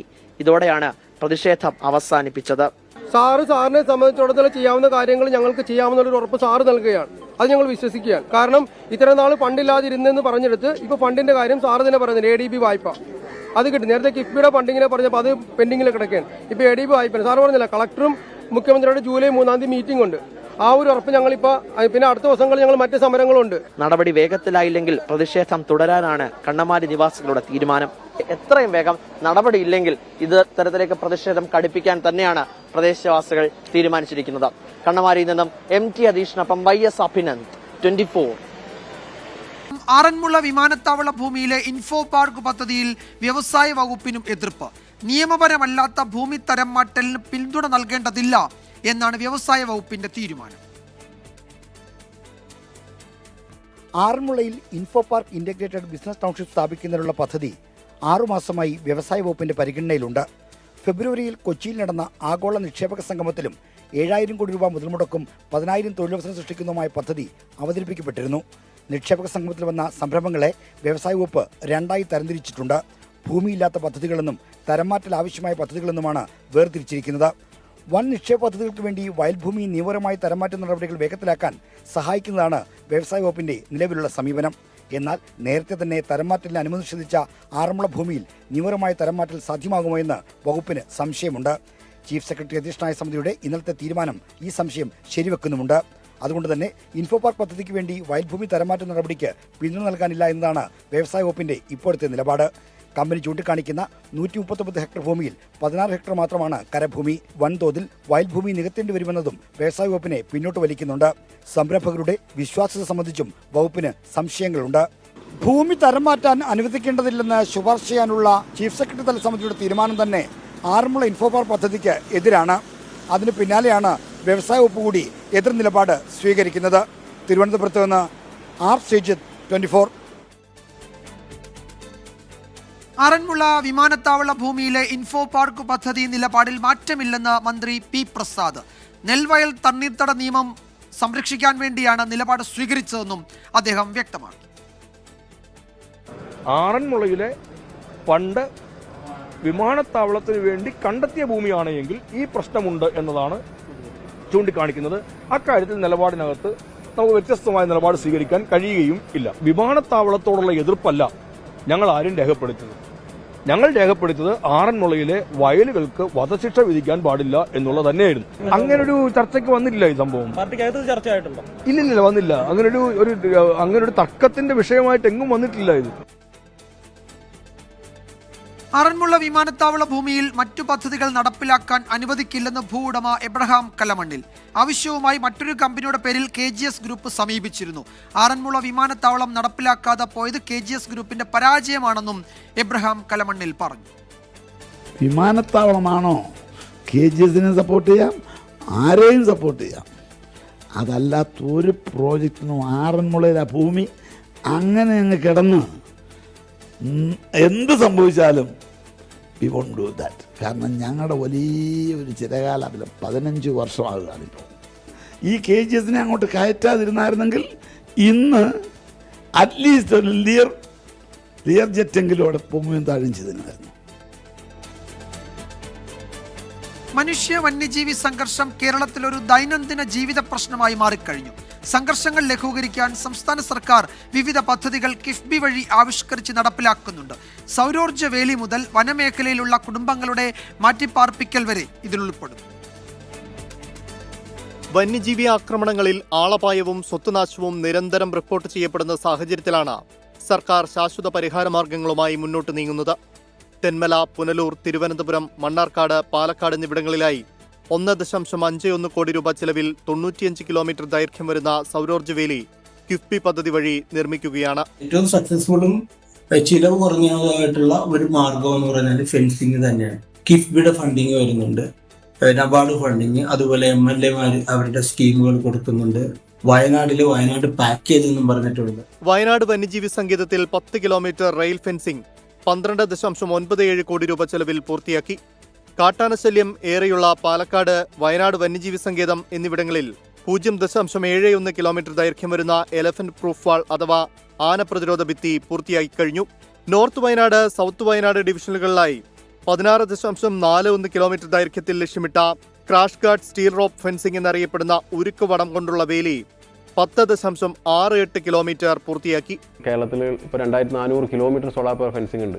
പുതുതായി 1700 കിലോമീറ്റർ നിർമ്മിക്കേണ്ടതുണ്ട്. ഇത്രയും കിലോമീറ്റർ ഫെൻസിംഗ്, അതായത് 95% ഫെൻസിംഗ് ആണ് നമ്മൾ ഉപയോഗിക്കുന്നത്. വയനാട് വൈൽഡ് ലൈഫ് ഡിവിഷനിൽ 68.4 കിലോമീറ്ററും നോർത്ത് വയനാട്, സൗത്ത് വയനാട് പ്രദേശത്ത് 50.44 കിലോമീറ്ററും നിലമ്പൂർ സൗത്ത് ഡിവിഷനിൽ 23.25 കിലോമീറ്ററും ദൈർഘ്യത്തിൽ തൂക്ക് സൗരോർജ്ജ വേലി സ്ഥാപിക്കാനുള്ള 12.37 കോടി രൂപ ചെലവ് വരുന്ന പദ്ധതിയുടെ വർക്ക് അവാർഡ് ചെയ്തു കഴിഞ്ഞു. വയനാട് ഇരുളത്ത് ആർട്ടിഫിഷ്യൽ ഇന്റലിജൻസിന്റെ സഹായത്തോടെ പ്രവർത്തിക്കുന്ന ഫെൻസിംഗ് പരീക്ഷണാടിസ്ഥാനത്തിൽ സ്ഥാപിച്ചു. വന്യമൃഗങ്ങൾ ഏത് വന്നാലും ഇത് ഡിറ്റക്ട് ചെയ്യുന്നതിന് വേണ്ടിയിട്ട് AI ക്യാമറയും ലൈറ്റും വെച്ചിട്ടുണ്ട്. മനുഷ്യ വന്യജീവി സംഘർഷം ലഘൂകരിക്കാനും കേരളത്തിന്റെ തെക്കേയറ്റം മുതൽ വടക്കേയറ്റം വരെയുള്ള മലയോര വനമേഖലകൾ കേന്ദ്രീകരിച്ച സമഗ്ര പദ്ധതികളാണ് കിഫ്ബി വഴി സംസ്ഥാന സർക്കാർ ആവിഷ്കരിച്ചിട്ടുള്ളത്. News desk 24. നിലമ്പൂർ ഉപതെരഞ്ഞെടുപ്പിന്റെ പരസ്യപ്രചാരണം അവസാനിക്കാൻ മണിക്കൂറുകൾ മാത്രമേ ഉള്ളൂ. PV അൻവർ ചില കാര്യങ്ങൾ ഇപ്പോൾ പറയുന്നുണ്ട്. വലിയ ജനക്കൂട്ടം വരുമെന്ന് സ്പെഷ്യൽ ബ്രാഞ്ച് റിപ്പോർട്ട് കൊടുത്തിരുന്നു ഈ കലാശക്കൊട്ടിന്. അപ്പോൾ അതുകൊണ്ട് 2 ഇടത്തേക്ക് കലാശക്കൊട്ട് മാറ്റി. അപ്പോൾ 2 ഇടത്ത് പോകാൻ തനിക്ക് കഴിയില്ല, അതുകൊണ്ട് അതങ്ങ് ഒഴിവാക്കുകയാണ്. പകരം വീടുകൾ കയറി ഇറങ്ങിയുള്ള പ്രചാരണമാണ് അവസാന മണിക്കൂറുകളിൽ അദ്ദേഹം മാധ്യമങ്ങളോട് പറയുന്നു. മറ്റു മുന്നണികളുടെ റോഡ് ഷോകളൊക്കെ ഇപ്പോൾ വിവിധ നഗരങ്ങളിൽ, നിലമ്പൂരിലെ വിവിധ ചെറു നഗരങ്ങളിലേക്കൊക്കെ ഇപ്പോൾ വന്നുകൊണ്ടിരിക്കുകയാണ്. അപ്പോൾ അവിടെ നിന്നുള്ള കൂടുതൽ റിപ്പോർട്ടുകളുണ്ട്. ആ റിപ്പോർട്ടുകളിലേക്കാണ് നമ്മൾ കടക്കുന്നത്. കൂടുതൽ വാർത്തകളും റിപ്പോർട്ടുകളുമായി നിലമ്പൂരിലെ വിവരങ്ങളുമായി ഹാഷ്മി ചേരും.